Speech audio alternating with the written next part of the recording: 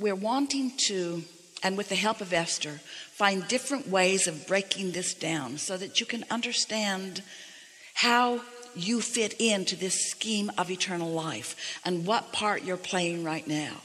And the part that you are playing right now as physical humans is the exploratory leading edge part, where you keep having new experiences as a civilization, as a nation, as a global consciousness, or as an individual, where you're having a new experience which causes you to ask for something that has never been asked for before in quite the same way.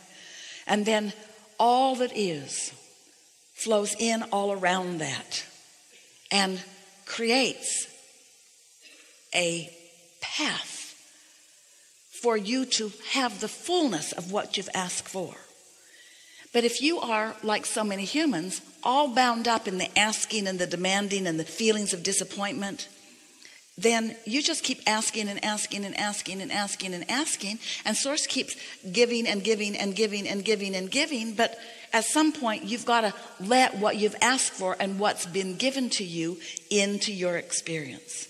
And once you have the first experience, the first personal experience of accepting that you've been asking, and accepting that that vortex is a reality, and accepting that it can be seen and heard, but that you've got to tune your vibration differently. Your dog hears things you can't hear and smells things you don't want to smell.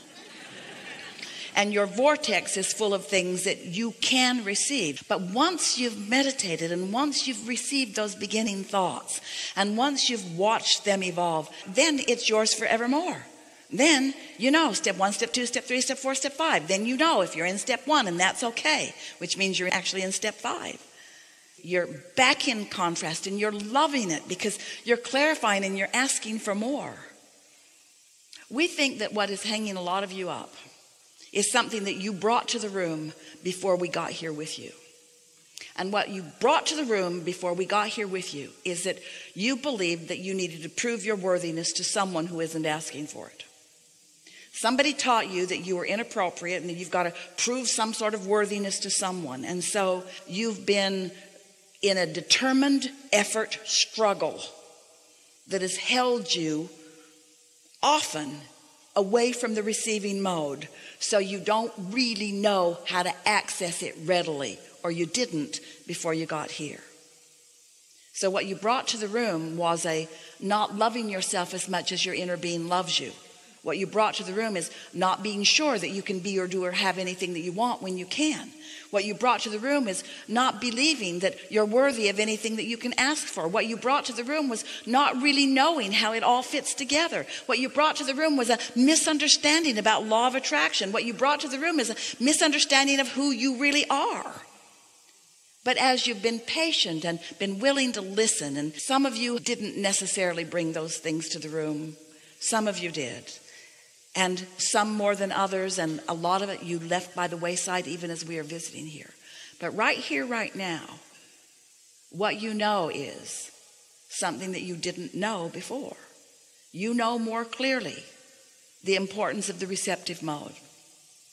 You trust more fully the existence of your vortex. You are more willing than you've ever been to set a time aside every day to just cool your jets and release your resistance and get into that detached state where you allow your vibration to rise. And everything else wonderful that you can ever imagine will follow that.